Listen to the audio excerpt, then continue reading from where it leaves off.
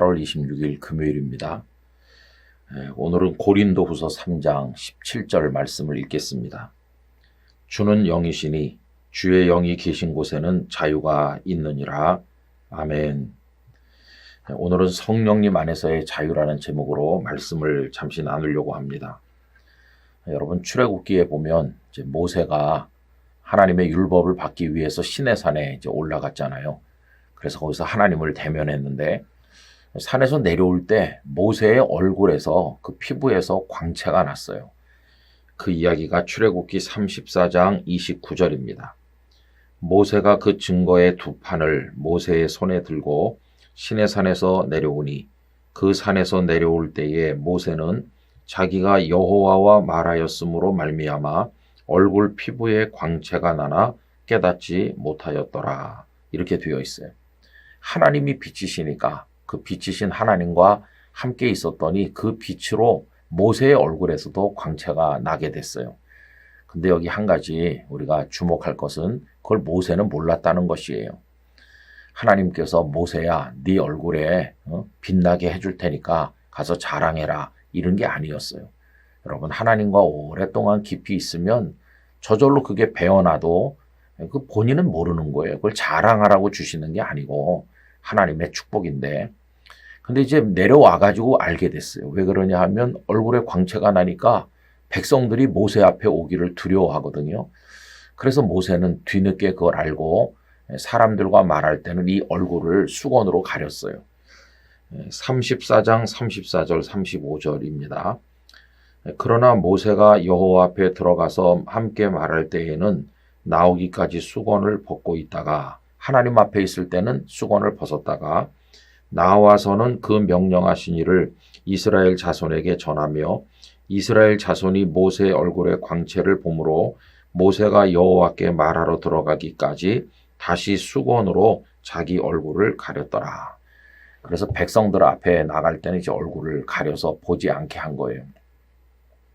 사람들은 무슨 생각했을까요?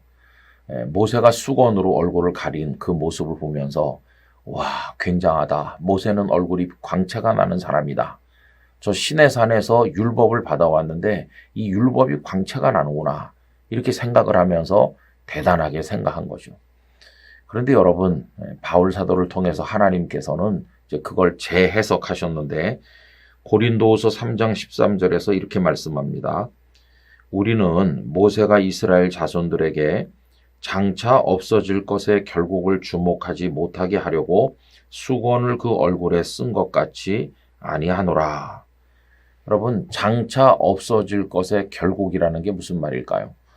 지금은 막 빛이 나고 대단해 보이지만 조금 있으면 그 빛이 사라져서 보잘것없이 될 거라는 거예요.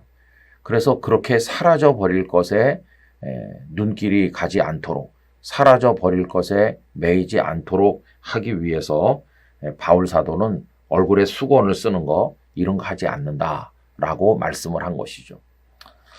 여러분, 이 바울은 이걸 통해 뭘 말해주는지 생각을 해보세요. 모세 얼굴에 빛이 났었는데 나중에 어떻게 됐나요? 다 없어졌어요. 왜 그러냐 하면 모세 자신이 세상을 떠났잖아요. 그죠? 그럼 모세가 없는데 무슨 얼굴에 광채가 남아있겠습니까? 모세 자신이 세상을 떠났으니까요. 이건 없어지는 거예요. 이건 뭘 상징하냐 하면은 모세가 받아가지고 내려온 율법을 이 백성들이 막 하늘같이 위하고 율법은 대단하다 이러는데 그 율법도 역시 다 빛이 바라는 거다. 이렇게 말하는 거죠. 율법이 빛이 바란다고 하는 건 무슨 뜻이냐 하면 이제 율법을 통해 구원받는 것은 끝났고 이제는 하나님께서 예수 그리스도를 통해서 복음을 통해서 구원받게 하신다는 거예요.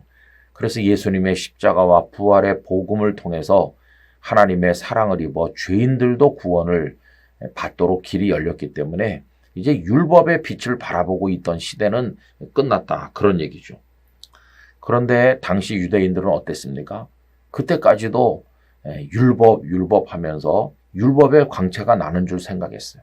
마치 그들은 아직도 모세가 살아있고 모세의 얼굴에 광채가 나기 때문에 수건으로 가리고 있는 것처럼 착각을 하는 거예요. 이미 그 모세도 없고 그 광채도 없고 율법도 이제는 그 빛이 다 바랬는데도 여전히 그 율법에 매여 있는 그 모습을 지적한 거죠.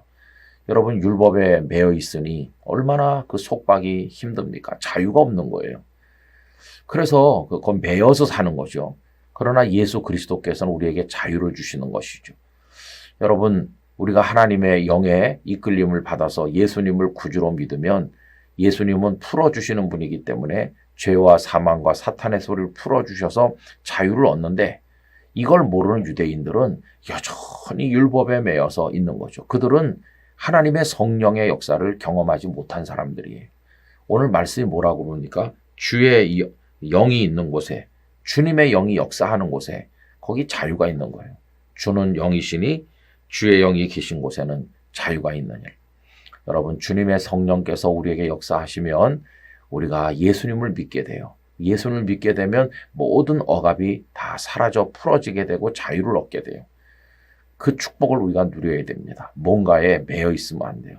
어떤 사회적 통념이라든지 누가 나에게 강제한 거라든지 내가 스스로 강제하는 거라든지 그 무엇에도 매여 있지 말고, 그것이 우리에게 뭔가 가져다 줄 것으로 생각하지 말고 예수 그리스도 안에 자유를 누릴 수 있어야만 될 것입니다. 성령님은 자유하게 만들어주시는 영이십니다. 이 성령에 충만할수록 그리스도 안의 자유를 누리는 것이죠. 이 자유가 우리 모두에게 충만하기를 간절히 기원합니다.